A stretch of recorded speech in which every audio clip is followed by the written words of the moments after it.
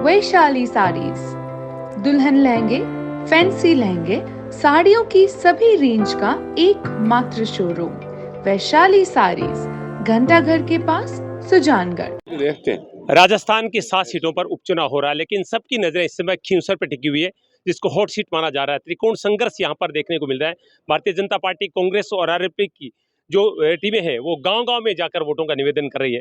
आज कांग्रेस का सबसे बड़ा यहाँ पर आयोजन, जिसमें कांग्रेस के स्टार प्रचारक पूर्व शिक्षा मंत्री और वर्तमान में प्रदेशाध्यक्ष गोविंद सिंह जी डोटासरा के आने से पूरा माहौल, राजनीतिक माहौल गर्मा चुका है। इस समय हमारे साथ गोविंद सिंह जी डोटासरा, उनसे बातचीत करेंगे। सर, बहुत बहुत स्वागत है। बहुत ही गर्म है और खींवसर का माहौल जिसमें आज आपने यहाँ सभा की है, किस तरह का लोगों का रुझान देखने को मिला? तेजा जी महाराज की जन्मस्थली को प्रणाम करता हूँ, सैल्यूट करता हूँ। और कांग्रेस पार्टी के उम्मीदवार डॉक्टर रतन चौधरी के समर्थन में हम सब लोग आज यहाँ आए हैं, उपचुनाव लड़ रहे हैं। और गांव, ढाणी, मोहल्ला, सब जगह कांग्रेस के लोग हैं, कांग्रेस को प्यार करने वाले हैं, कांग्रेस के योगदान को, कांग्रेस के विकास को, कांग्रेस के लोगों के त्याग, तपस्या और बलिदान को लोग याद रख रहे हैं और कांग्रेस के समर्थन में दे रहे हैं। कांग्रेस की जो 5 साल योजनाएं थी वो भी अब याद आने लग गई है, क्योंकि 10 महीने में इस भारतीय जनता पार्टी ने कोई शासन नहीं दे पाए, कोई काम नहीं कर पाए, कोई योजना नहीं दे पाए, एक फूटी कोड़ी का काम नहीं हुआ। केवल अनर्गल बयानबाजी, थोते वादे, झूठी बातें, भाई को भाई से लड़ाने की बातें, ये सब चीज़ें कर रही हैं। तो अब जनता उकता गई है कि भाई इसके लिए वोट नहीं दिया था। महंगाई कम करने की बात थी, रोजगार देने की बात थी, सड़कें ठीक करने की बात थी, बिजली 6 घंटे किसान को कम से कम देने की बात थी, नौजवानों के भविष्य को संवारने की बात थी। वो सारी चीज़ें तो हवा हवा ही हो गई।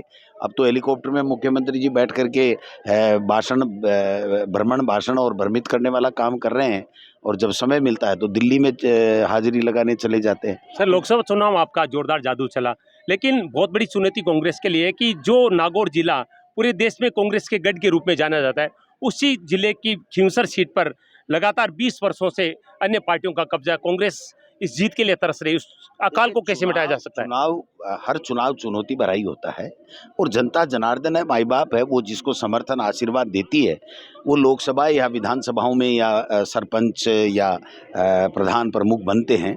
तो हमें हमारी योजनाएं, हमारा 36 कौम का भाईचारा, कांग्रेस का त्याग, तपस्या, बलिदान का इतिहास और कांग्रेस के कार्यकर्ताओं की मेहनत, उन सब पे पूरा भरोसा है।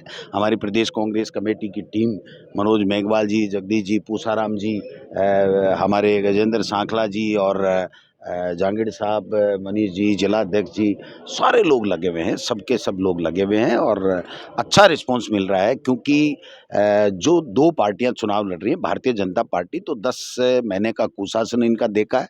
आए दिन बलात्कार, आए दिन जो है वो कानून व्यवस्था की धज्जियां उड़ रही हैं, माफियागिरी हावी है। और उधर दूसरी तरफ जो आरएलपी है, तो वो बातें करती है जनता के लिए संघर्ष करने की, खींवसर के लिए, नागौर के लिए संघर्ष करने की, लेकिन इस चुनाव में वो अपने परिवार के लिए संघर्ष कर रहे हैं, खींवसर की जनता या राजस्थान के लिए संघर्ष नहीं कर रहे। अभी आपने एक बड़ा हमला किया था कि जिस तरह से हनुमान बेनीवाल दिव्या मदेरण के बारे में बोल रहे हैं, तो आप लगातार ये भी कह रहे हैं, तो वो हमला नहीं था, वो सच्ची बात थी कि हमारे संस्कार, शालीनता, सभ्यता, मर्यादा, ये सब चीज़ें हमारे कण कण में विद्यमान है। और राजस्थान की ये अच्छी परंपरा रही है कि हम किसी पे भी किसी तरह की अभद्र टिप्पणी नहीं करते। कम से कम बहन बेटी के ऊपर तो हम कभी भी किसी तरीके की इस तरह की नहीं करते।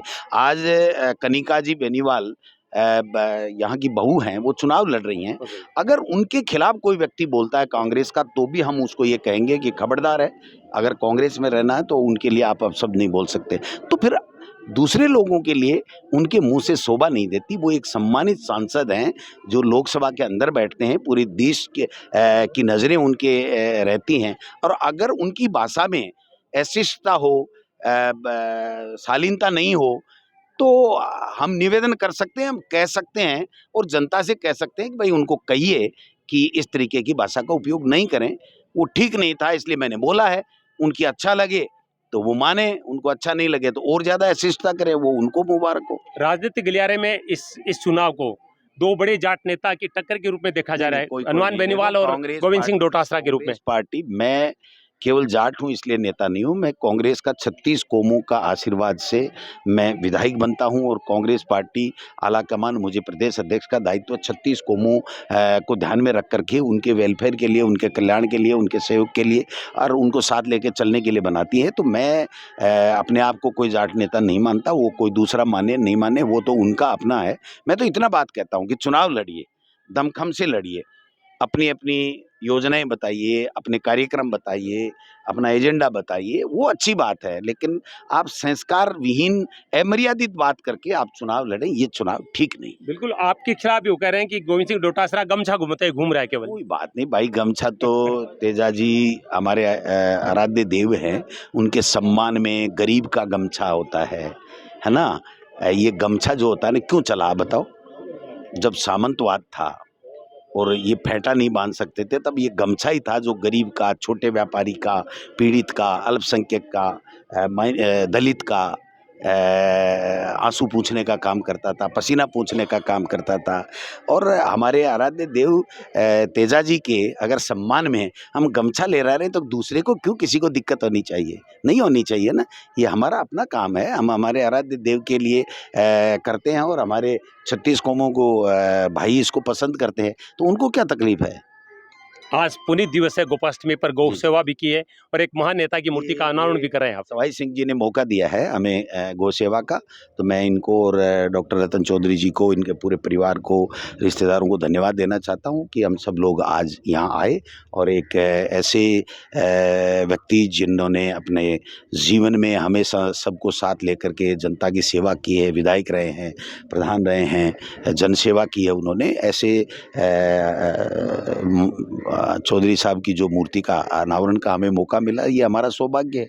मैंने तो वहाँ भी मंच पे भी कहा था कि बलदेव राम मिर्दा जी हों, परशुराम मदेरणा जी हों, रामनिवास मिर्दा जी हों, ये हमारे गौरव हैं। ये किसानों के लिए 36 कौम को साथ लेकर के इन्होंने उस वक्त लड़ाई लड़ी थी जब किसी को जो है कोई सम्मान नहीं मिलता था, उस वक्त की बातें हैं। और आज उनको हम छींटाकशी कर करके इस कहाँ ले जाना चाहते हैं इस गौरवशाली परंपरा को, तो यही बात। आखिर सवाल है, इस गौरव को प्राप्त करने के लिए खिंवसर में क्या रणनीति रहेगी? देखिए, जनता जनार्दन है, हम अपील कर रहे हैं कि कांग्रेस पार्टी की हमारी 5 साल की योजनाएं, कांग्रेस पार्टी, राहुल गांधी जी, खड़गे साहब और जो उनका जो देश में प्यार बांटना, संविधान की रक्षा, 36 कौमों को साथ लेकर के चलना, जो दमनकारी नीति है बीजेपी की, उसके खिलाफ सबकी आवाज़ बन करके चलना, ये सब चीज़ें हम लोगों के बीच में ले जा रहे हैं। और मुझे